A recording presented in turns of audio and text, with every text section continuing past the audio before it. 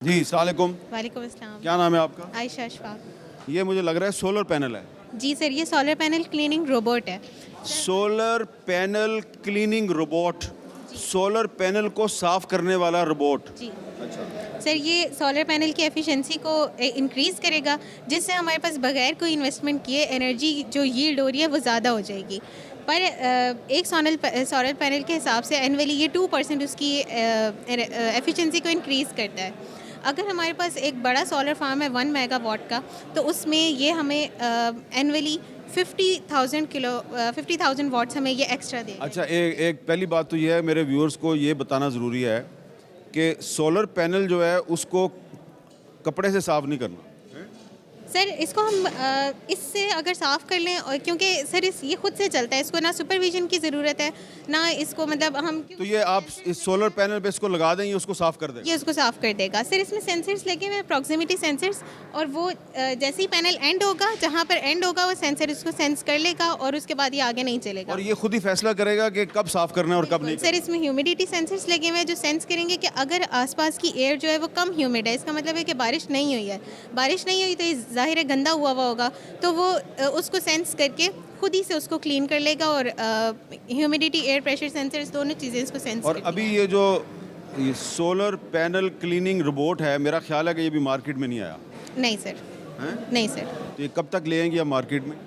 Sir, हमारी तो पूरी कोशिश है कि हम इस चीज़ को आगे प्रोसेस करें और सोलर फार्म्स में इसको लगाया जाए, जहाँ जहाँ पर सोलर का यूज़ हो रहा है वहाँ इसको लगाया जाए, ताकि एफिशिएंसी इंक्रीज़ हो और हमारे पास एनर्जी ज़्यादा। तो इसमें जो समझने की बात है वो ये है कि जो सोलर पैनल है उसको अगर आप इस सिस्टम के तहत साफ रखेंगे तो ज़्यादा बिजली प्रोड्यूस हो। ज़्यादा बिजली प्रोड्यूस होगी। एक यूनिट इतनी आपको बिजली दे देगा कि आपके तकरीबन 20-25 घर और ज़्यादा, 1 मेगावाट का सिस्टम आपको इतनी दे देगा कि आपके लाइट अप हो सकते हैं घर। इस यूनिवर्सिटी की सबसे अहम बात यह है कि international ranking of universities for innovation में जो दुनिया की 100 अहम यूनिवर्सिटियां हैं उसमें पाकिस्तान की ये यूनिवर्सिटी भी शामिल है, जो कि पाकिस्तान का एक बहुत बड़ा एजाज़ है।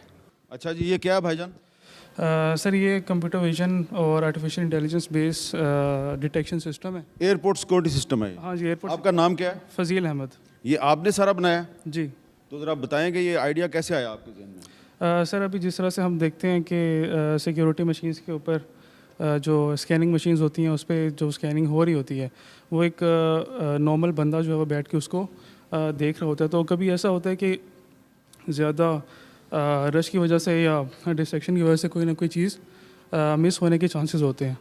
तो इसमें ये है कि इस एल्गोरिदम के बेस पे हम ये कर सकते हैं कि जो डिटेक्शन है वो ऑटोमेटिक हो जाती है, ऑटोमेटिक इंस्पेक्शन की तरफ चला जाता है। हम जब एयरपोर्ट पर जाते हैं तो वहाँ पे सिक्योरिटी सिस्टम तो लगा होता है, तो वो जो सिस्टम चल रहे हैं एयरपोर्ट्स, उसमें और इसमें फ़र्क क्या है?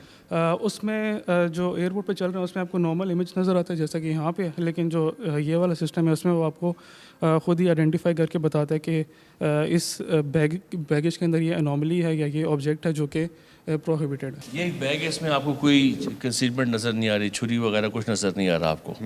और जब इसका स्कैन होगा तो अगर इसके नीचे कुछ दबा हुआ है तो वो छुरी है आपको, नीचे। जी छुरी है, लेकिन ये आपको नज़र नहीं आएगी बेसिकली। अच्छा, इसको डिटेक्ट करें जी।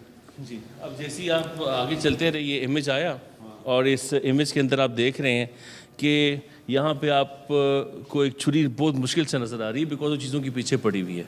लेकिन अगर आप इधर देखेंगे तो हमारे सिस्टम ने इसको ऑटोमेटिकली आइडेंटिफाई कर लिया है। इससे ना सिर्फ छुरियाँ बल्कि इसके अलावा हथियार जिसमें हैंडगन्स हैं, हैंडगन के पार्ट्स हैं, करेंसी है और काउंटरबैंड, उस तमाम के लिए हम इसको ट्रेन कर सकते हैं। जी, ये पाकिस्तान का पहला इंडस्ट्री डेवलप्ड 3D प्रिंटर है। चूँकि पाकिस्तान में इंपोर्ट पे काफ़ी रिस्ट्रिक्शंस थी, तो इसका जो इसकी जो फ्लिप साइड थी वो ये थी कि हम पाकिस्तान में जो बच्चे काम करना चाहते थे, अपने प्रोडक्ट्स डेवलप करना चाहते हैं या अपने कोई प्रोजेक्ट्स तो करना। आपने लिखा है इंडिजियसली डेवलप्ड 3D प्रिंटर। जी। तो 3D प्रिंटर इससे पहले पाकिस्तान में नहीं बना? नहीं जी, पाकिस्तान में नहीं बना, और चूँकि इसकी इंपोर्ट पर पाबंदी है तो हमारे बच्चे जो थे वो इनेबल ही नहीं हो रहे थे, अपने प्रोजेक्ट्स ही नहीं कर पा रहे थे, अपने आइडियाज़ को किसी शेप में नहीं ला पा रहे थे। तो फिर एक दिन कुछ बच्चे इकट्ठे हुए और उन्होंने खुद ही इस पर काम शुरू कर दिया, और 1.5 साल के बाद आपके सामने अभी आप पार्ट सारे देखें यहाँ पे, तो इनको बच्चों ने खुद ही प्रिंट किया है। अस्सलाम वालेकुम। वालेकुम सलाम। आपका क्या नाम है? My name is Jawad Arshad Tarar from I am from computer engineering department. मुझे लग रहा है ये रोबोटिक आर्म है। अच्छा, इससे क्या काम ले रहे हैं आप? सर ये हमने अभी बना रहे हैं हम आगे और इसे यूज़ कर रहे हैं एक और प्रोजेक्ट में जो ऑटोमोबाइल की असम्बली लाइन होती है ना उसमें रूफ़ की वेल्डिंग के लिए वो उसका हमने फ़िलहाल प्रोग्राम इसके अंदर एम्बेड किया हुआ है। तो ये उसके हिसाब से आगे जाके वेल्डिंग के जिस तरह वेल्ड होता है ना उसके ऊपर छत ऊपर रखेगा, छत वाला वो ये ऊपर वेल्डिंग का काम करेगा जैसे वेल्डिंग गन आगे काम करते हैं ऊपर। ये जो रोबोटिक आर्म है इससे वेल्डिंग का काम लिया जाएगा। तो कैसे अभी इसको आप एक्टिव कैसे करेंगे? सर राइट ना अभी हमने इसको एक ट्रैजेक्टरी पे चलाया हुआ है कि किस तरह ये वेल्डिंग करेगा। अभी जो हमारा प्रोजेक्ट है उसमें 2-3 चीज़ें और भी हैं तो उसके हिसाब से हमने इसको प्रोग्राम किया हुआ है। अभी जो हमारी नॉर्मल ट्रैजेक्टरी है ना वो ये है कि आगे आएगा अपनी वेल्डिंग वगैरह करेगा, उसके हिसाब से जब ये अपना वो कर लेगा पूरा तो ये वापस चला जाएगा। इसके अलावा बाकी हमारे और भी फीचर हैं कि हम इसको मैनुअली भी चला सकते हैं। अभी तो हमने इसको एक बात पे इसलिए की क्योंकि हमारा दूसरे प्रोजेक्ट में ये इसके साथ यूज़ हो रहा है। अभी ये इसको हम एक ही ट्रैजेक्टरी में भी चला सकते हैं और इसके अलावा हम इसको नॉर्मली आगे पीछे भी कर सकते हैं।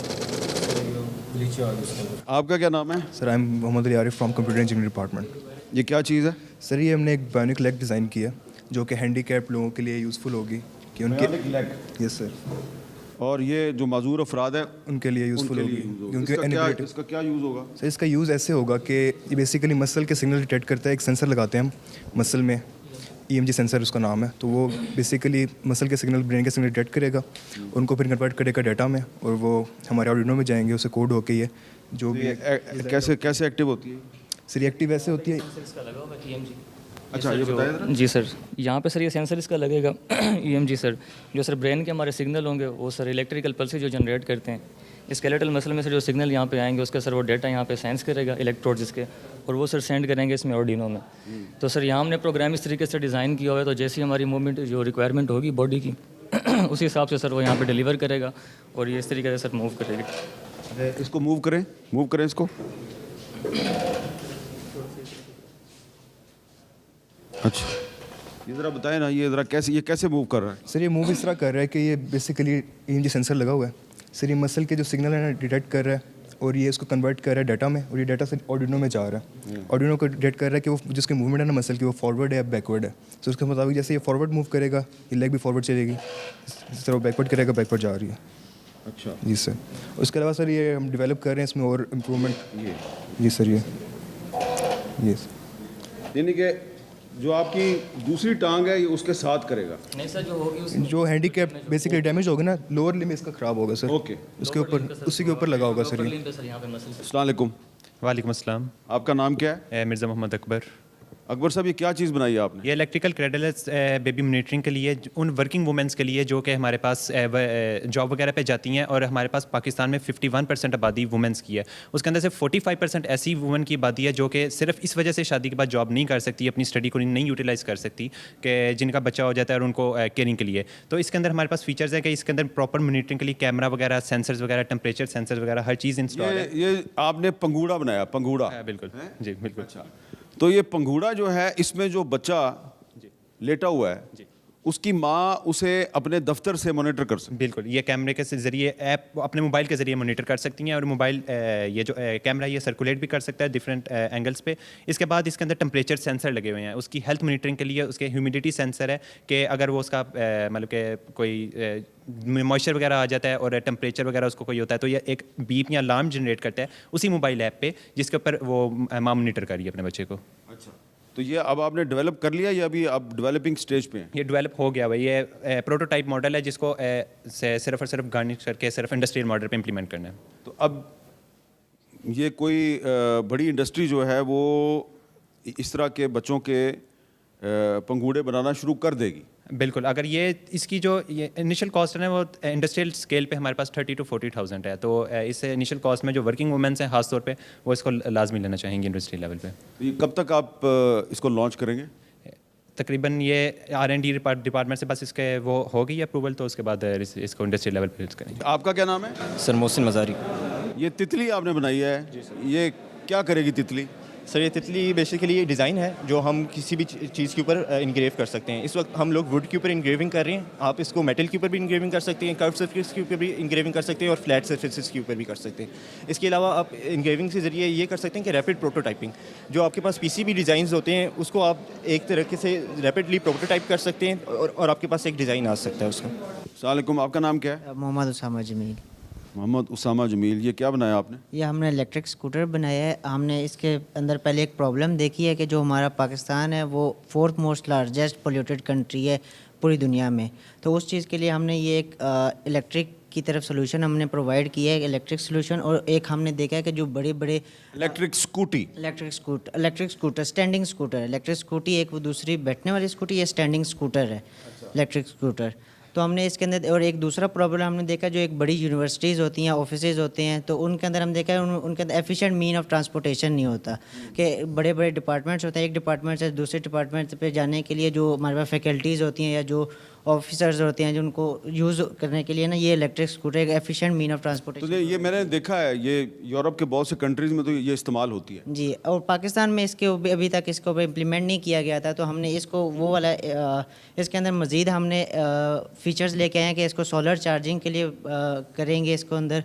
तो अभी तक हमने इसके अंदर ये किया है कि अच्छा, ये सोलर चार्जिंग पे चलेगी? सोलर चार्जिंग पे ऊपर। वैसे तो आप इसको चला के दिखाएंगे मुझे? जी, मैं चला के देख लेना कि गिर ना जाना। अच्छा, ठीक है।